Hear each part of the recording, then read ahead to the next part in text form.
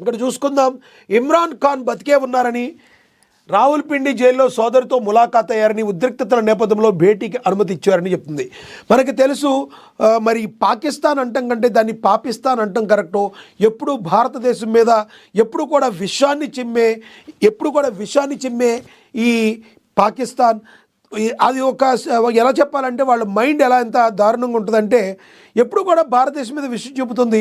అదేంటో తెలియదు. అప్పుడప్పుడు పాకిస్తాన్లోనే బాంబులు పేల్చుకుంటారు, అక్కడికక్కడే ఉగ్రవాదులు ఉంటారు. చాలా దారుణమైన పరిస్థితి ఉంటుంది.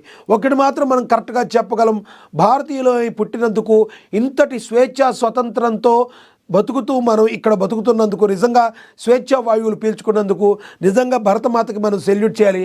ఇలాంటి పాకిస్తాన్లో పుట్టి ఇలాంటి పరిస్థితులు ఉన్న సమయంలో, ఎందుకంటే వాళ్ళే ప్రధానమంత్రులుగా ఉంటారు, వాళ్ళని తీసుకెళ్ళి జైల్లో పెడతారు. అక్కడ ఏమీ ఉండదు, రాజకీయాలకు సంబంధించి మొత్తం కూడా మిలిటరీస్ చేతుల్లోనే ఉంటుంది. వాళ్ళు నందంటే నంది, పందంటే పంది.